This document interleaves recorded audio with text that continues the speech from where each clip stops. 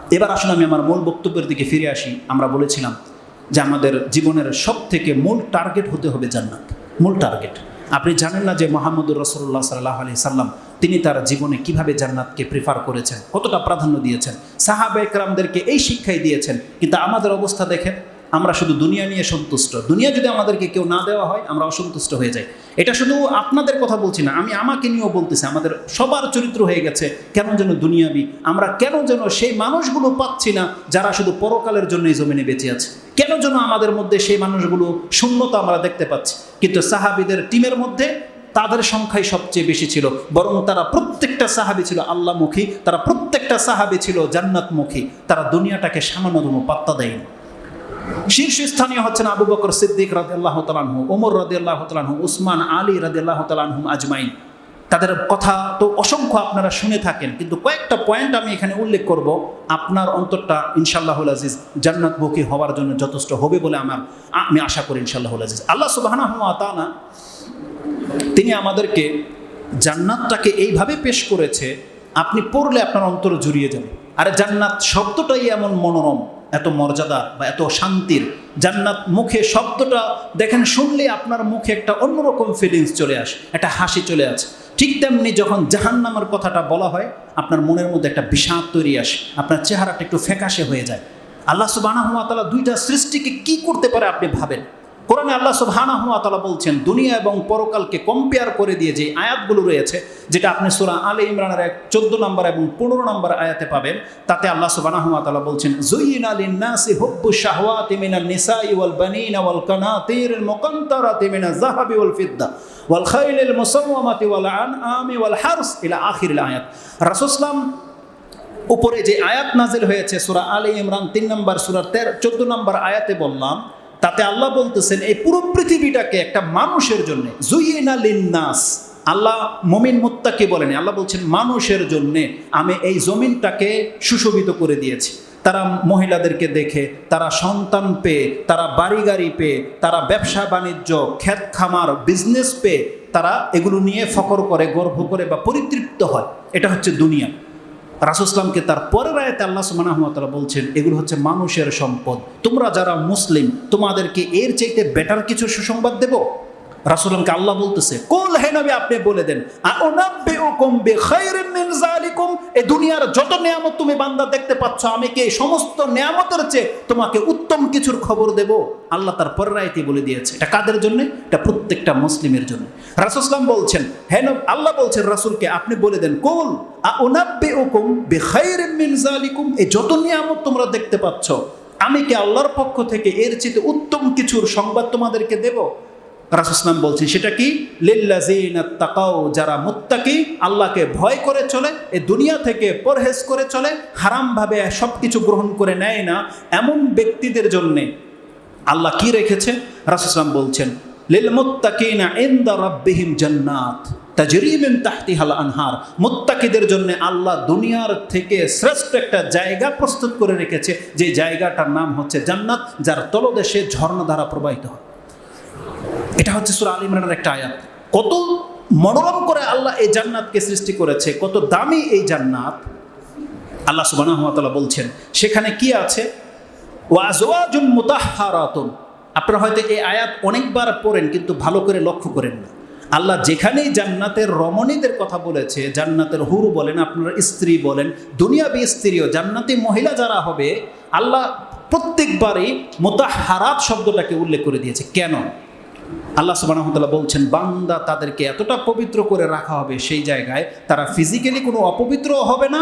আর সেখানে কোনো ব্যক্তির, পুরুষ হোক মহিলা হোক, কারো কোনো নাকেও পানি পড়বে না, মুখেরও লালা বেরোবে না, কানেও পানি পড়বে না, ঘামে গন্ধ আসবে না, শরীরের কোনো অপ্রীতিকর কোনো কিছু থাকবে না। এমন পবিত্র সঙ্গিনী একে অপরকে দেওয়া হবে। সেটা হচ্ছে জান্নাত, যেটা দুনিয়াতে আপনি কখনোই পাবেন না। চমৎকার 3টা কথা শুধু আমি বলবো আজকের খুতবার, 3টা, ইনশাল্লাহ আপনার বিবেক সোজা হয়ে যাবে যে জান্নাতকে দুনিয়ার সাথে আপনি কিভাবে কম্পেয়ার করতে পারেন। পুরো কোরআনটাকে আমি মাত্র 3টা জুমলা দিয়ে আপনার কাছে পেশ করে দেব। এটা নিয়ে আপনি সারা জীবন ভাববেন এবং মিলাবেন যে আমার কথা কোরআনের সাথে মিল পান কিনা আপনি। তা আল্লাহ সুবহানাহু ওয়া তাআলা বলছেন, ওয়া রিদওয়ানুম মিনাল্লাহ, জান্নাত এমন একটা জায়গা যেই জায়গায় আল্লাহ তোমার উপরে সন্তুষ্ট হয়ে যাবে। আল্লাহ কোনোদিন তোমার কর্মের উপরে অসন্তুষ্ট হবে না, সেটা হচ্ছে জান্নাত। আল্লাহু বাসীরুম বিল ইবাদ, আর আল্লাহ তার প্রত্যেকটা বান্দা সম্পর্কে বাসিরাত রাখে, তিনি দেখছেন কে কি করছে। এটা কোরআনে আমাদেরকে জানিয়ে দেওয়া হয়েছে। যেহেতু রাসূলকে বলা হয়েছে যে আপনি জানিয়ে দেন জান্নাত একটা নেয়ামতের জায়গা, কি আমি তোমাদেরকে বলবো না? জানেন রাসূল সাল্লাল্লাহু আলাইহি ওয়াসাল্লাম সেই সংবাদটা আমাদেরকে কিভাবে দিয়েছে? তিরমিজি থেকে একটা হাদিস নিয়ে নেন। ইমাম তিরমিজি রাহিমাহুল্লাহ তিনি তার এই হাদিসটাকে কোট করেছেন সিফাতুল কিয়ামা, কিয়ামতের অধ্যায়ে, কিতাবুর রিকাব 35 নম্বর অধ্যায়। এটা হাদিস নাম্বার হচ্ছে 2450। এই হাদিসের বর্ণনাকারী হচ্ছে আবু হুরায়রা। তিনি বলছেন ক্বালা রাসূলুল্লাহি সাল্লাল্লাহু আলাইহি ওয়াসাল্লাম। এই কথার মাঝে একটা কথা বলে দিই, এটা তো আমার ফার্স্ট খুতবা এই মসজিদে। হয়তো অনেকে আমাকে চিনেন না, আর অনেক ভাইয়েরা আছে আলহামদুলিল্লাহ যারা আমাকে চিনে, দূর দূর থেকে এসেছেন। আমার বক্তব্য থেকে এই পর্যন্ত যারা ভুল ধরেছে, কি ভুল ধরেছে জানেন? যে হুজুর আপনি নবীর নাম বলার পরে সাল্লাল্লাহু আলাইহি ওয়াসাল্লাম খুব তাড়াতাড়ি বলেন, উচ্চারণটা হয়তো সাল্লাল্লাহু আলাইহি ওয়াসাল্লাম। এটা একটা ভুল ধরেছে আমার বক্তব্যের। দ্বিতীয় আরেকটা ভুল ধরা হয়েছে, আপনি যখনই বলেন আল্লাহ বলেছে, আল্লাহ বলেন, আপনি কি বলেন? আল্লাহ বলছেন। ওই যে বলছেন, লয়ের মধ্যে একার দেই না, আমি বলেছেন বলি না, আমি বলছি আল্লাহ বলছেন, রাসূল বলছেন, বা কখনো কখনো আল্লাহ বলে, আল্লাহ বলেছে, এরকম শব্দ হয়ে যায়। এটা ভুল ধরে বসে আছে, যেটা আপনার আল্লাহর সাথে এটা কেমন শব্দ আপনার বলেছেন বলেন। আসলে এটা আমার নিজে থেকে হয় না, আমি নোট করেছি যেখানে, ওখানে বলেছেনই লেখা আছে, কিন্তু আমাদের আঞ্চলিকতায় আমি যেই ভাষায় কথা বলি অলওয়েজ, সেখানে বললে ওই লয়ের মধ্যে একারটা শুধু পড়ে না, বলছেন। তো বলছেন আর বলেছেন কি পার্থক্য? এটা আপনার দৃষ্টিভঙ্গি, কিন্তু আপনার চরিত্র কি জানেন? যে ভুলটা ধরেছে সে একবারও বলে না মুহাম্মদুর রাসূলুল্লাহ সাল্লাল্লাহু আলাইহি সাল্লাম, সে বলে প্রিয় নবী, নবীজি বলেছে, নবীজি। তাদের মুখ থেকে কোনোদিন আমাদের মতো যে কালা রাসূলুল্লাহি সাল্লাল্লাহু আলাইহি ওয়াসাল্লাম, আমরা যখনই বলি রাসূল সাল্লাল্লাহু আলাইহি সাল্লাম বলেছে, সাথে সাথে সাল্লাল্লাহু আলাইহি সাল্লাম অটোমেটিকলি বেরোবে, অটোমেটিকলি। আমরা ব্যথা পেলে আমাদের মুখ দিয়ে বিসমিল্লাহ চট করে বেরোবে, আপনি বলেন আহ, এগুলো বেরোবে, আমাদের মুখ দিয়ে বেরোবে না। এই জন্য আমরা যখন মুহাম্মদ সাল্লাল্লাহু আলাইহি ওয়াসাল্লাম বলছি, আমি যখন আল্লাহর নাম নেই, আপনি দেখতে পাবেন, লক্ষ্য করে আমি বলি আল্লাহ সুবহানাহু ওয়া তাআলা, আমি একবারও শুধু আল্লাহ বলি না। তো এটা ভুল ধরে বসে থাকেন, এটা আমার মিস্টেক, জবানগত মিস্টেক। তবে আমার ভুল ধরেছে যে আপনি রাসূলুল্লাহ সাল্লাল্লাহু আলাইহি ওয়াসাল্লাম তাড়াতাড়ি কেন বলেন, সাল্লাল্লাহু আলাইহি ওয়াসাল্লাম এইভাবে বলবেন। আচ্ছা, আমি বক্তব্য যত দ্রুত দিচ্ছি, আমি যদি এইভাবে আস্তে ধীরে বলতে পারি, এটা আদব, অবশ্যই আমি মেনে নিলাম, এটা একটা আদব, কিন্তু সময় পাস করবে, কুলাবে। আর কতবার বলেছি একটা বক্তব্যের মধ্যে, আজকে যদি আমার বক্তব্যটা আমি আবার নোটটা দেখাই, এখানে না হইলো 30টা হাদিস আছে, 22টার মতো আয়াত আছে, কত জায়গায় 30 বার আমি বলছি সাল্লাল্লাহু আলাইহি ওয়াসাল্লাম। তো এটাকে ফাইন্ড আউট করার চেষ্টা করেন। যাই হোক, রাসূলুল্লাহ সাল্লাল্লাহু আলাইহি ওয়াসাল্লাম তিনি বলছেন জান্নাতটা কি জিনিস। একদিন রাসূল সাল্লাল্লাহু বলছেন মান খাফা আদলাজা ওমান আদলাজা বালাগাল মানজিলা, যেই ব্যক্তি ভয় পায় সেই কিন্তু পৌঁছার জন্য তাড়াহুড়া করে। যেই ব্যক্তি ট্রেন ছুটে যাওয়ার ভয় পায়, যেই ব্যক্তি মসজিদে খুতবা মিস করার ভয় করেছে, সেই কিন্তু এক ভাই এই এলিফ্যান্ট রোড থেকে এসেছে, তাহলে ও যদি সকাল সকাল না বেরোতো তাহলে সে কিন্তু জুমা মিস করতো। এক ভাই গাজীপুর থেকে এসেছে, কে যেন গাজীপুর থেকে এসেছে, সে মিস করতো যদি এ তাড়াহুড়া করে না আসতো। এক ভাই বনশ্রী থেকে এসেছে, কয়েক ভাই। তা যারা যেখান থেকে এসেছে তারা যদি এই খুতবা মিস হওয়ার ভয় না করতো, তারা কিন্তু সময় মতন বেরোতো না। রাসূলুল্লাহ বলছেন যেই ব্যক্তি ভয় পায় যে তার কাছ থেকে জান্নাত ছুটে যেতে পারে, মান খাফা আদলাজা ওমান আদলাজা বালাগাল মনজিলা, তাহলে সে যেন খুব দ্রুত প্রস্তুতি গ্রহণ করে। আর যেই ব্যক্তি প্রস্তুতি গ্রহণ করবে সে কিন্তু তার মঞ্জিল পর্যন্ত পৌঁছে যাবে। তারপর রাসূল সাল্লাল্লাহু আলাইহি ওয়াসাল্লাম বলছে, তোমরা কি জানো আমি তোমাকে কিসের প্রস্তুতির কথা বলতেছি? আলা ইন্না সিলআতাল্লাহি গালিয়াতুন, আলা ইন্না সিলআতাল্লাহিল জান্নাহ। তোমরা প্রস্তুতি গ্রহণ করো আল্লাহর সেই সামগ্রী, আল্লাহর সেই সম্পদের জন্য, যেই সম্পদ আল্লাহ তোমাদের জন্য প্রস্তুত করে রেখেছে। তোমরা কি জানো আল্লাহর সম্পত্তি কি? আল্লাহর সম্পদ, আল্লাহ তোমার জন্য যেগুলো প্রস্তুত করে রেখেছে, গালিয়াতুন, এটা অনেক দামি জিনিস, অনেক দামি জায়গা। আল্লাহ সুবহানাহু ওয়া তাআলা আমাদের জন্য যে জায়গা প্রস্তুত করে রেখেছে, রাসূল বলছে ইন্না সিলআতাল্লাহি গালিয়াতুন, প্রত্যেকটা বান্দা শুনে রাখো, আল্লাহ তোমার জন্য অনেক দামি দামি জিনিস প্রস্তুত করে রেখেছে। তুমি কি জানো আল্লাহর সেই দামি সম্পদটা কি? রাসূল সাল্লাল্লাহু আলাইহি ওয়াসাল্লাম বলছেন আলা ইন্না সিলআতাল্লাহিল জান্নাহ, সেই জায়গাটা হচ্ছে জান্নাত। তার মানে জান্নাত অনেক দামি জায়গা, অনেক দামি জায়গা। এটা ইমাম তিরমিজি তার 2450 নম্বরে কোট করেছে। কতটা দামি জায়গা? আপনি কি নিজের বিবেক দিয়ে কোনোদিন মাপতে পারবেন আপনার নারায়ণগঞ্জের 1% জায়গার দাম কত? বেশি জোর হলে 20 লাখ টাকা, এখানে হইলে 30 লাখ হবে। আর ঢাকাতে এমন জায়গা আছে যেখানে হয়তো ফিট হিসেবে বিক্রি হয় 1 কোটি টাকা। আপনি জান্নাতের 1 ফিট জায়গা মাপতে পারবেন কখনো? কয় টাকা হতে পারে? আপনার সেন্স অনুযায়ী আপনার ক্যালকুলেটর ধরবে? আসুন কোরআন এবং হাদিসের মধ্যে সেই ভাষাটা কি আসছে আমি আপনাকে দেখাই, যে জান্নাতের 1 ফিট জায়গার দাম কত। 1 ফিট জায়গা যদি কোনো ব্যক্তি পুরো পৃথিবী বিক্রি করে দেয়, তা তো কিনতে পারবে জান্নাতের 1 ফিট জায়গা? পারবে না। রাসূলুল্লাহ সাল্লাল্লাহু আলাইহি ওয়াসাল্লাম, বুখারী এবং মুসলিমের হাদিসে রয়েছে, মাউদিউ সাউতিন ফিল জান্নাহ খায়রুম মিনাদ দুনিয়া ওয়া মা ফিহা। এই দুনিয়া এবং দুনিয়াতে যা কিছু আছে বান্দা, সমস্ত সম্পত্তিকে যদি এক পাল্লায় রাখা হয়, জান্নাতের একটা চাবুক জায়গা রাখার জায়গার সমান হবে না। রাসূলুল্লাহ বলছেন, মাউদিউ সাউতিন ফিল জান্নাহ, একটা চাবুককে পেঁচিয়ে রাখার মতো জায়গা জান্নাতের, এটা এত দামি যা এই পুরো দুনিয়া এবং দুনিয়াতে যা কিছু আছে এই সমস্ত কিছু থেকে দামি, সব কিছু থেকে। আর আপনি জানেন সেই দামি জায়গাটা আল্লাহ কত ছোট ছোট আমলের মধ্যে রেখে দিয়েছে। সুবহানাল্লাহ। রাসূল সাল্লাল্লাহু আলাইহি ওয়াসাল্লাম বলছেন, আমি মুহাম্মদ সাল্লাল্লাহু আলাইহি ওয়াসাল্লাম সকাল হয়েছে আর আমার যদি তৌফিক হয়ে যায় যে আমি মুহাম্মদ আমার জবান দিয়ে বলেছি সুবহানাল্লাহি ওয়ালহামদুলিল্লাহি ওয়ালা ইলাহা ইল্লাল্লাহু আল্লাহু আকবার, আমাকে যদি অপশন দিয়ে দেওয়া হয় মুহাম্মদ পুরো পৃথিবী একদিকে, এই 4টা জুমলা একদিকে, তুমি কোনটা পছন্দ করো? রাসূলুল্লাহ বলছেন, পুরো পৃথিবী অন্য কেউ নিয়ে যাক, আমি আমার জবান দিয়ে শুধু 4টা কালেমা বলাটা পছন্দ করি। আহাব্বু ইলাইয়া মিম্মা তালাআত আলাইহি শামস, সূর্য যত সম্পদের উপরে উদিত হয় এই সমস্ত সম্পদের চেয়ে আমার মুখে শুধু 4টা কালেমা বলে দেওয়াটা আমার কাছে বেশি পছন্দনীয়। এটা ইমাম মুসলিম কোট করেছে জিকিরের অধ্যায়ে। আয়েশা রাদিয়াল্লাহু তাআলা আনহার আরেকটা হাদিসে, যেটা বুখারী এবং মুসলিম উভয়ে তাদের সালাতের অধ্যায়ে এনেছেন, রাসূলুল্লাহ বলছেন, সালা রাকাতাল ফজরে রাকাতাল ফজরে খায়রুম মিনাদ দুনিয়া ওয়া মা ফিহা, যেখানে বলা হয়েছে জান্নাতের একটা চাবুক রাখার জায়গা দুনিয়া এবং দুনিয়াতে যা কিছু আছে সবকিছু থেকে দামি।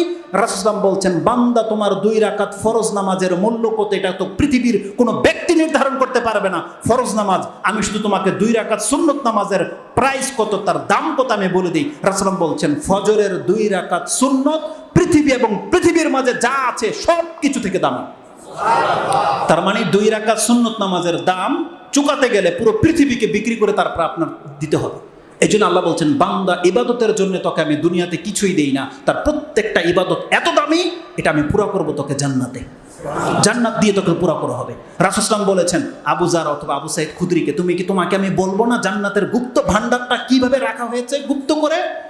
সে পাসওয়ার্ডটা কি, সেই মাস্টার কিটা কি, বা সেই ফিঙ্গারপ্রিন্টটা কি, যেটা বললে তোমার সে গুপ্তধন তুমি হাসিল করে নিতে পারবে?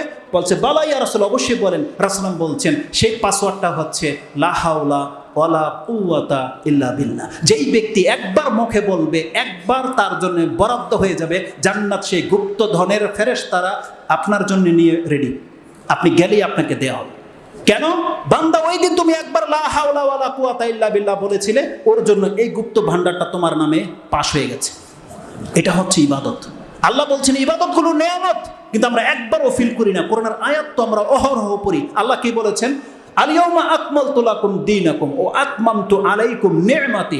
আল্লাহ বলছেন আমি তোমাদের জন্য দিনকে কমপ্লিট করে দিয়েছি। তারপরে আল্লাহ কেন বলেছে ওয়া আতমামতু আলাইকুম নি'মা? আল্লাহ দিয়েছে নামাজ রোজা, আল্লাহ নিয়ামত কেন বলেছে? কিভাবে হয় আপনি দেখেন। রাসূল বলছেন 2 রাকাত নামাজ এত বড় নিয়ামত, বান্দা সেটা জমি পুরো পৃথিবী বিক্রি করে দিলেও 2 রাকাতের নামাজের দাম হতে পারবে না। এই জন্য আল্লাহ বলছে ওয়া আতমামতু আলাইকুম নি'মাতি, আমি আমার নিয়ামতকে পূর্ণ করে দিয়েছি। রাসূল বলেছেন যেই ব্যক্তি বলবে মান কালা সুবহানাল্লাহি বলছে সুবহানাল্লাহি তামলা আল মিজান, যেই ব্যক্তি সুবহানাল্লাহ বলবে তার মিজানের পাল্লা নেকি দিয়ে ভরে যায়। সুবহানাল্লাহি ওয়াল হামদুলিল্লাহি তামলাআন আও তামলাআ মা বাইনাস সামাই ওয়াল আরদ। সুবহানাল্লাহ আলহামদুলিল্লাহ বললে আকাশ এবং জমিনের পুরো ফাঁকা জায়গাটা নেকি দিয়ে ভরে যায়। এটা হচ্ছে ইবাদত। আর প্রত্যেকটার নেকি আপনাকে কাল কিয়ামতের মাঠে দেওয়া হবে। আপনি 10 টাকা দিলে একটা চিপস যেমন পান, আর জান্নাতের নিয়ামত পেতে হলে আপনাকে সালাত লাগবে, সেজদা লাগবে, তাসবিহ লাগবে, সিয়াম লাগবে। এটা দিয়ে আপনাকে জান্নাতের প্রত্যেকটা নিয়ামত আপনাকে দেওয়া হবে।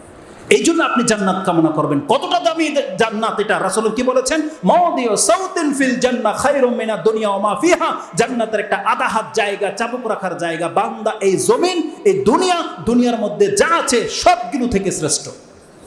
আপনি আমি যত হারাম খাওয়ার জন্য যে পরিকল্পনা করি, আপনি হারাম খেতে খেতে পুরো নারায়ণগঞ্জের মালিক কোনোদিন হতে পারবেন না। পারবেন কেউ আজ পর্যন্ত?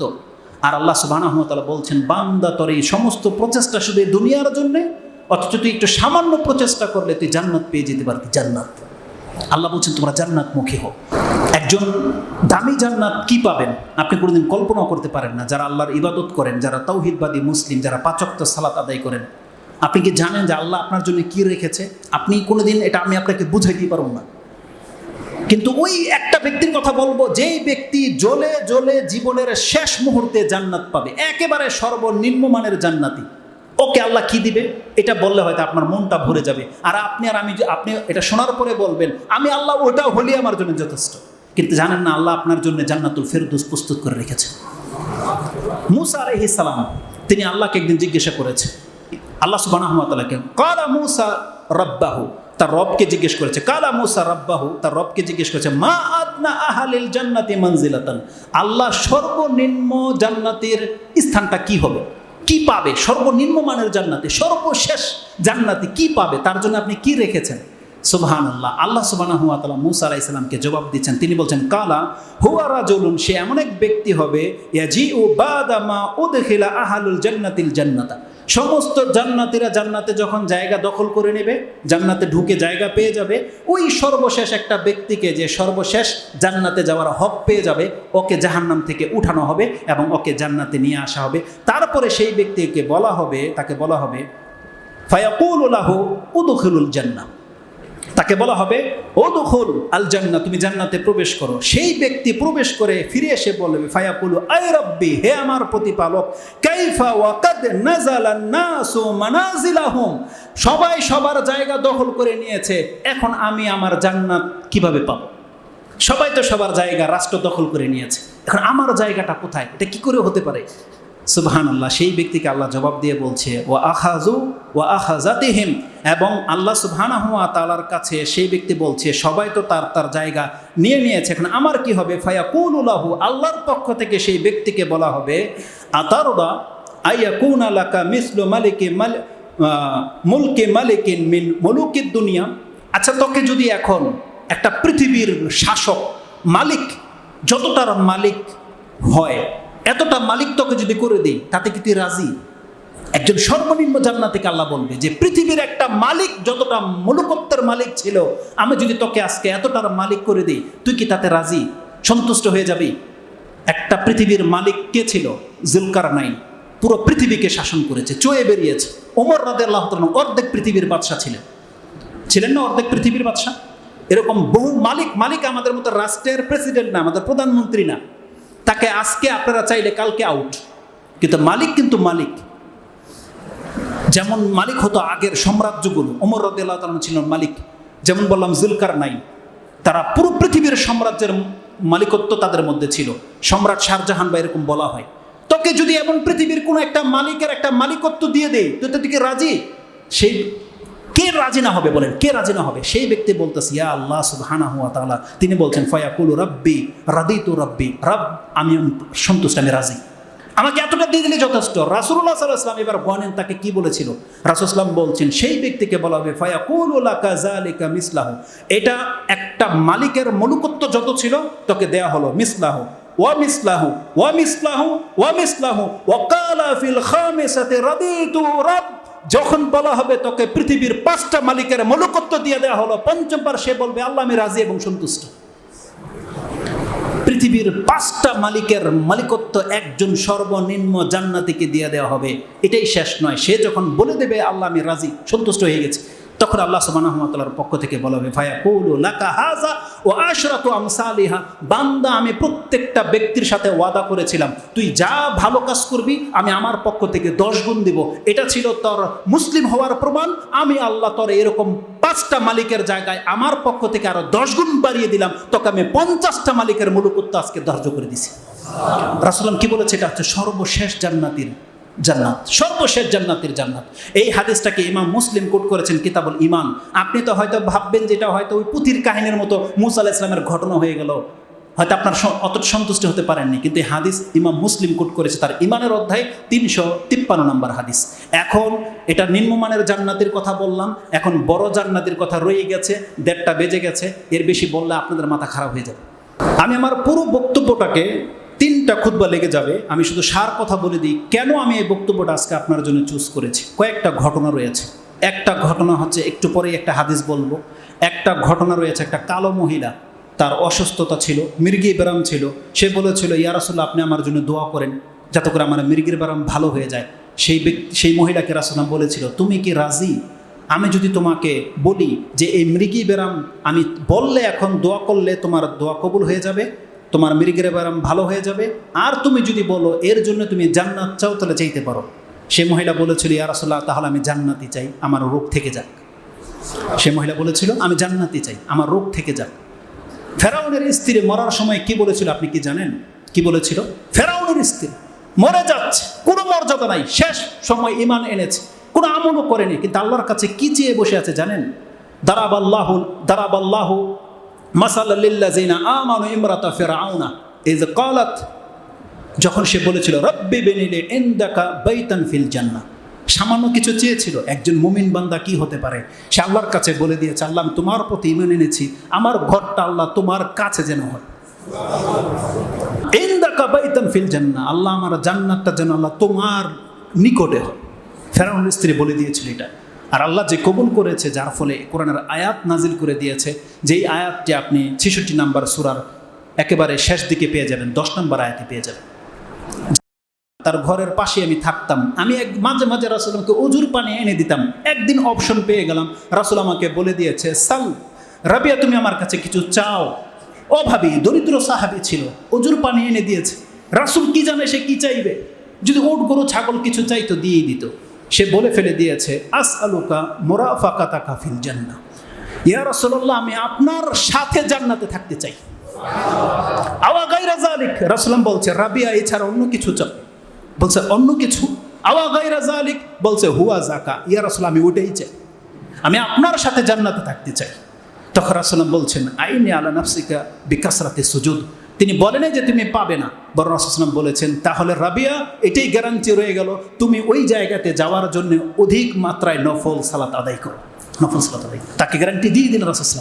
মাত্র কিছু অজুর পানি এনে দিয়ে রাসূল খেদমত করেছে, আর দাবি করে বসে আছে আমি আপনার সাথে জান্নাতে থাকতে চাই। এমনটা হতে হবে আমাদের মেন্টালিটি। রাসূল আমাদেরকে শিক্ষা দিয়েছেন সেটা। রাসূল বলেছেন তোমরা কি বনি ইসরায়েলের সেই বুড়ির মতো হতে পারো না? তোমরা কি অক্ষম? এই হাদিসটা বলার আমার ইচ্ছা ছিল আজকে, কিন্তু যেহেতু সময় পাস হয়ে যাচ্ছে, আমি জানি না 5 মিনিটের মধ্যে সেটা আমি আপনার কাছে কোট করতে পারবো কিনা, সেটা আছে কোথায়। রাসূলুল্লাহ সাল্লাল্লাহু আলাইহি ওয়াসাল্লাম বলছেন তোমরা কি বনি ইসরায়েলের বুড়ির মতো হতে পারো না? এই কথাটা কেন বলেছিল? সাহাবীর নাম হচ্ছে আবু মুসা আশআরী। তিনি বলছেন রাসূলুল্লাহ এক বেদুইনের কাছে গেল, বেদুইন রাসূলুল্লাহকে অনেকটা সম্মান দেখিয়েছে, অনেক আদর যত্ন করেছে। রাসূল একদিন বলে দিয়েছে তাহলে তুমি একদিন আমার কাছে এসো, কিছু চেও, তোমাকে দেওয়া হবে। রাসূলুল্লাহ সাল্লাল্লাহু আলাইহি ওয়াসাল্লাম যারা আল্লাহর নবী হয় তাদের সাথে তো সরাসরি আল্লাহর ওহী হয়, জানেন? রাসূলুল্লাহ সাল্লাল্লাহু আলাইহি ওয়াসাল্লাম চাইতেন যে আমার মাধ্যমে যখন কোনো অপশন দেওয়া হয় তারা যেন আমার কাছে জান্নাত চেয়ে নেক, তার মানে আল্লাহর পক্ষ থেকে আমি তখন সেটা দিতে প্রস্তুত, আল্লাহর পক্ষ থেকে ওহী চলে আসবে। রাসূল চাইতো যে আমার কাছে কেউ দুনিয়া না চাক, বলে দেখ ইয়া রাসূল আপনি দোয়া করে দেন জান্নাতের জন্য, আমি দোয়া করে দিলে কবুল হয়ে যাবে। রাসূল এটাই চাইতো। সেই বেদুইন যখন আসছে, যেহেতু রাসূলকে একদিন সম্মান করেছিল আর রাসূলকে সেই অপশন দেওয়া হয়েছে, বলছে তুমি চাও, কি চাইবা? সেই বেদুইন কি বলেছে, আপনি আমাকে একটা উট দেন, যেই উটের পেছনে আমি বসতে পারবো, চড়তে পারবো, আর আমাকে একটা দুধের বকরি দেন, যেই দুধ আমার পরিবারের লোকেরা খেতে পারবে। রাসূল অসন্তুষ্ট হয়ে গেলেন যে তোকে আমি অপশন দিলাম কিছু চাও, আর তুই আমার কাছে জান্নাত চাইতি। উদ্দেশ্য ছিল এটা, যদি দামে কিছু চাইতে তুমি চাইলে একটা উট আর একটা বকরি, এটা দেওয়ার পরে রাসূল বলছেন আজাজতুম, তোমরা কি অপারগ ওই ব্যক্তির মতো, আনতা কুনা মিসলা আজুজি বনি ইসরাইল, ওই বনি ইসরাইলের বুড়ির মতো হওয়াটা থেকে তোমরা কেউ অপারগ, তোমরা বুড়ির মতো হইতে পারলো না? তখন সাহাবীরা জিজ্ঞাসা করছে ইয়া রাসূলুল্লাহ সেই বুড়ির ঘটনাটা কি? আমি বাংলায় বলে দিই, হাদিসটা আমি পুরোটা বলবো না, 1 পৃষ্ঠার হাদিস। তখন রাসূল সেই সংবাদটা দিচ্ছেন, যখন মুসা আলাইহিস সালাম মিশর থেকে রাতারাতি পাড়ি দেওয়ার ইচ্ছা করলেন, রাস্তা হারিয়ে ফেললেন, আল্লাহর পক্ষ থেকে অন্ধকার তাদেরকে ঢেকে নিয়েছিল। তখন মুসা আলাইহিস সালাম বললেন ব্যাপারটা কি, আমি রাস্তা কেন দেখতে পাচ্ছি না? তখন বনি ইসরাইলের আলেমরা বলল একটা কথা মনে পড়ে গেছে, ইউসুফ আলাইহিস সালাম আমাদের সাথে ওয়াদা করেছিল যে তোমরা যখন মিশর থেকে বের হয়ে যাবে আমার লাশটাকে কিন্তু সাথে নিয়ে যাবে, আমরা ওয়াদা করেছিলাম। তো বলতেছে এখন ইউসুফ আলাইহিস সালামের লাশ কোথায় আছে এখানে কে বলবে? তখন বলছে এক বুড়ি জানে ইউসুফ আলাইহিস সালামের লাশ কোথায় আছে। যখন এই সেই বুড়িকে নিয়ে আসা হয়েছে, বলা হয়েছে ইউসুফ আলাইহিস সালামের লাশটা কোথায় তুমি দেখিয়ে দাও।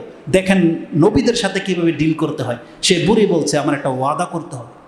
কি ওয়াদা? বলছে আমি তোমাকে ইউসুফ আলাইহিস সালামের লাশ দেখিয়ে দেব, মুসা আমার সাথে একটা প্রতিজ্ঞা করতে হবে। বলছে কি প্রতিজ্ঞা? বলছে আমি তোর সাথে জান্নাতে থাকতে চাই। সে বুড়ি বলে দিলেছিল এটা।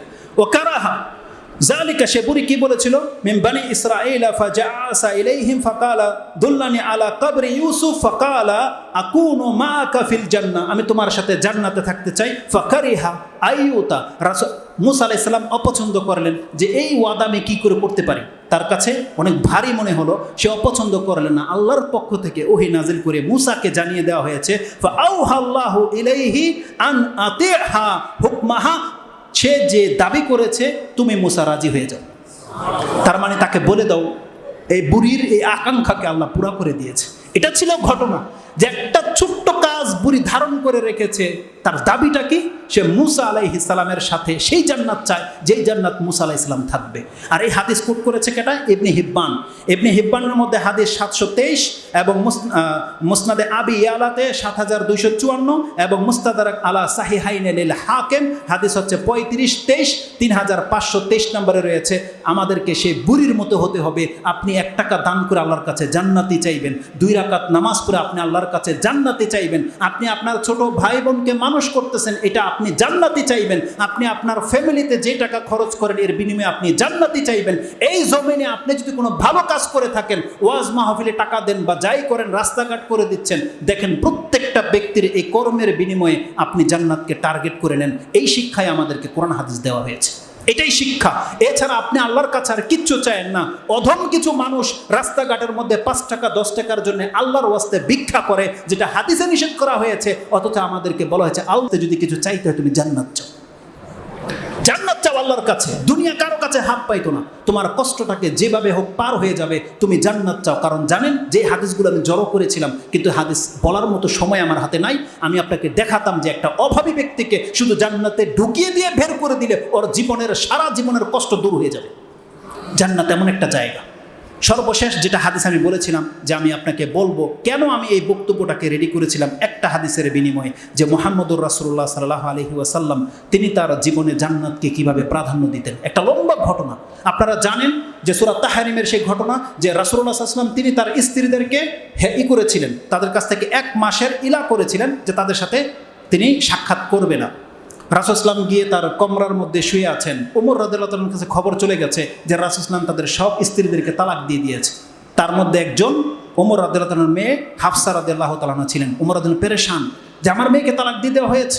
গেল প্রত্যেকটা স্ত্রীদের কাছে, তার মেয়ে এবং আয়েশা এবং উম্মে সালামা রাদিয়াল্লাহু তাআলার কাছে খবর নিয়ে দেখলো যে না, রাসূল সাল্লাল্লাহু আলাইহি ওয়াসাল্লাম তালাক দেয়নি। রাসূল সাল্লাল্লাহু আলাইহি ওয়াসাল্লাম তাদের কাছ থেকে ১ মাসের দূরত্বে সম্পর্ক ছেদের ঘোষণা করেছে।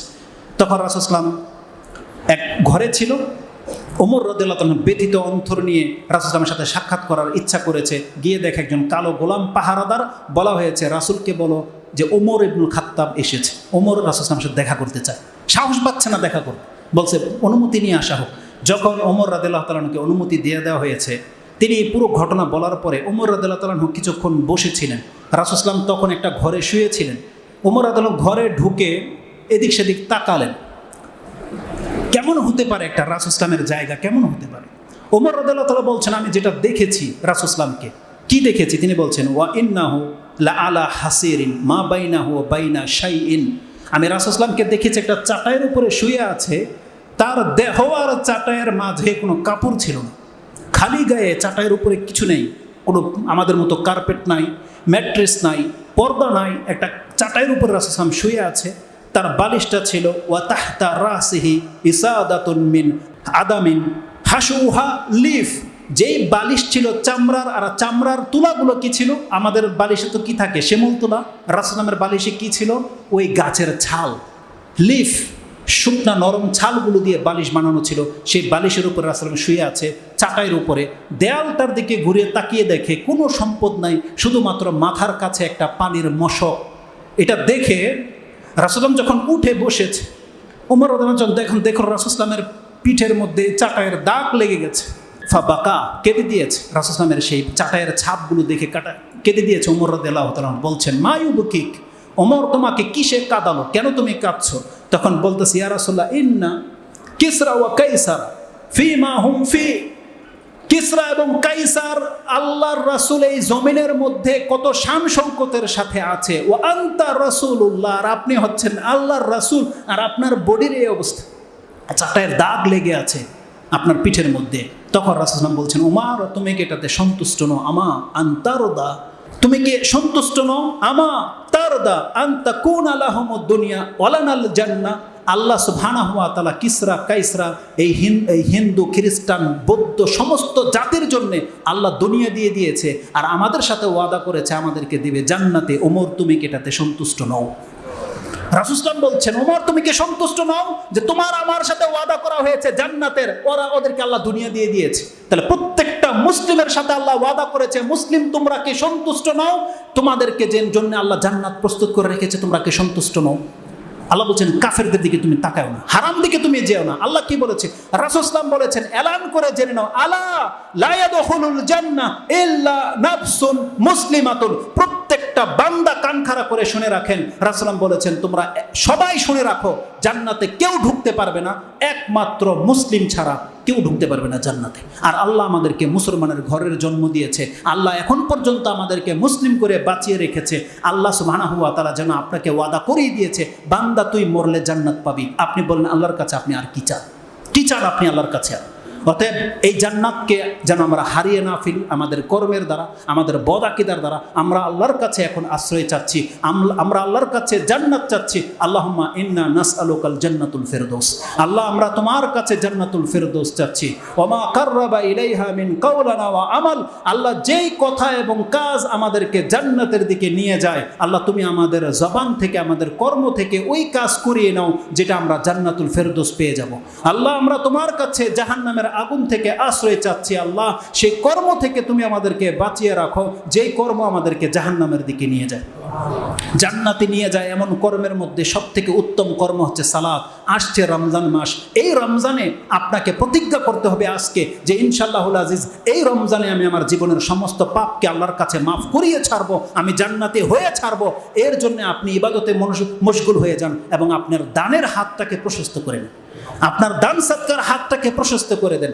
যেই জায়গাতে দান সৎকার করলে বেশি উপকার হবে, বেশি প্রয়োজন, আপনারা ওই সমস্ত জায়গাগুলোতে দান সৎকার করেন, বা যেখানে আপনার প্রয়োজন আপনি সেখানে দান করেন। দানের হাতটাকে আপনি প্রশস্ত করে দেন, কারণ জেনে নেন রাসূলুল্লাহ বলেছেন, দান কবরের আগুনকে নিভিয়ে দেয়, আযাবকে মাফ করে দেয়। যতগুলো কথা বলেছি আল্লাহ যেন আমাকে এবং আমাদের ভাইদেরকে আমল করার তৌফিক দান করে। আমরা আল্লাহ সুবহানাহু ওয়া তাআলা রাজি এবং খুশি তার কাছে তলব করি, জান্নাতুল ফেরদৌস তলব করি। আল্লাহ তুমি আমাদের এই দোয়াকে কবুল করো। সুবহান রাব্বিকা রাব্বিল ইজ্জাতি আম্মা ইয়াসিফুন ওয়া সালামুন আলাল মুরসালিন আলহামদুলিল্লাহি রাব্বিল আলামিন। আসসালামু আলাইকুম ওয়া রাহমাতুল্লাহি ওয়া বারাকাতুহু।